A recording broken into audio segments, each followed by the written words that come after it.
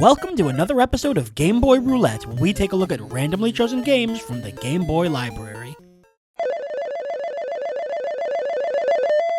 Tarzan, Lord of the Jungle. I'm not going to attempt the Tarzan yell. Originally created over 100 years ago by Edgar Rice Burroughs, Tarzan is a cultural icon that in one way or another has really stuck around. The story of a man raised by apes and becoming the king of the jungle, oftentimes meeting up with love interest Jane, has had an unbelievable amount of sequels, remakes, and adaptations. Plenty of books, with 26 of them written by Burroughs himself, movie adaptations, including Disney's 1999 box office hit, and several television series, beginning in 1966 and most recently showing up on Netflix in 2017. He's just one of those characters with so much to explore and so much potential for fun stories that it makes him one of the most well-known characters to ever exist.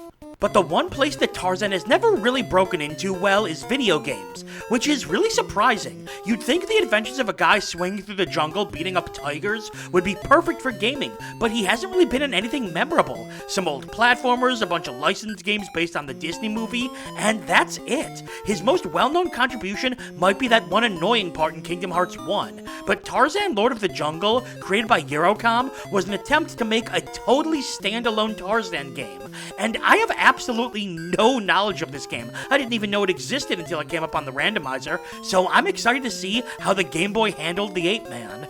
The box art is, horrifying. What's with his angry face, his absurd muscles, the giant hand? He doesn't look like Tarzan, he looks like Rambo. I'm sorry, but I'm rooting for the lion here. At least the lion looks kinda likable. Another legend heads to the small screen. We're swinging into Tarzan, Lord of the Jungle. Oh! Hey, we're starting with the music right away. Game tech, what the... Tarzan?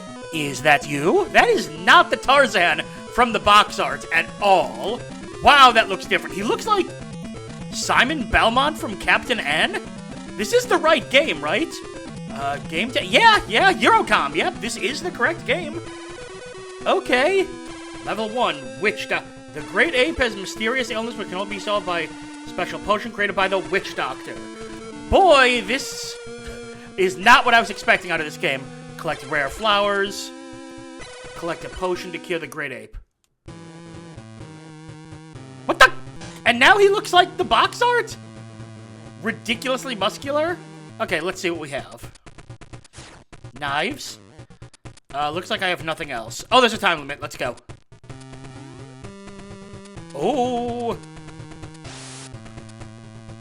Oh, you can't climb up. Oh, thank goodness there's no fall damage. You should turn around. Whatever. The enemies take a couple hits to kill, even the smallest ones, which can be a little annoying in these games. Oh, that looks important. Got it. Oh, God, I need to collect 16 of those? Oh, we're gonna be here forever. Going down. Oh, Tarzan died. Don't you dare make me start all the way over. Oh! Okay, so we do still have the one. That's good. Oh! Oh, you can climb up! You just have to wait for it to stop. Oh, wait, we got a bow and arrow. I wonder what's different about it. I just noticed something. Okay, jump up, standard jump, but if you hold left or right and jump, you get like a weird momentum boost. Uh-oh. Not enough momentum. It's not bad, but it is hard to maintain enthusiasm. That was an innocent guy. When the very first stage is a big slug of a collectathon. Far from the worst game I've played, but man, I'm already bored. We already went this way. Ow! Combat assault snake. Wait, I have a gun? Oh, I picked up a gun at some point. Okay, the gun does more damage. So different weapons do more or less. I'm okay with that. I wonder if I can find a map. I wonder if anyone has taken the time to make a map. And what is that thing in the bottom right? Is that like a half-eaten apple? Is that my health bar? It is! Was that a thing? Did Tarzan really like apples? Is there a map? There is not a map. Starting your game off having to collect this many items is not a good idea. The game is definitely tipping. Ooh, hang on. The jumping is also sometimes non-responsive. I don't know, I'm not feeling this one. It's playable, but why? Oh god, that was so close. See, like right there, I was able to swing, land, and kill an enemy. That means the game is, in fact, functional. There's another one. Only 10 more to go. I'm definitely getting the vibe that this should have been a level later on. Not how you start the game. Yeah, unfortunately this is becoming quite the slog. 7 more flowers to go. Oh god, less than 3 minutes to do it. I do not think this is gonna happen. I should mention, when looking up the guide, I found one review for this game that called it the worst game he's ever played. It really is not that bad. It's just kinda, why is this not happening? Okay, maybe it's not terrible, but I'm bored. I'm bored and it's awkward and my feet hurt and I want to go home. I'm glad there was that gap in the ladder. It added a lot to the game. God, and it does not help how massive this level is. Unless, like, this is the only stage. Hi? Why did I take... Who are you? Oh, wait a sec.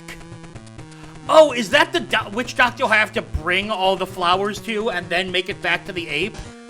All in 7 minutes? Man, the more I play this, the worse it is getting. It's at least minorly competent. You can jump, you can attack enemies, but it just doesn't feel like a game where you have any reason to play it, when you can play much better games. Also, I would like a little Tarzan consistency. Do you want him to be cool guy Rambo? Or do you want him to be Gaston? Like the title screen seemed to imply. I don't know, I guess I always expected Tarzan to be more exciting. Let me start by saying that this game was not completely awful. There were a few things about it that I think worked, and it's certainly better than a lot of the platformers we've looked at. The controls were a touch odd, with the jumping having weird momentum and the movement kinda slow, but those were issues I could get a handle on pretty quickly. The graphics were also nice, even with the massive difference from how he looks on the title screen and in-game, and the music was fine.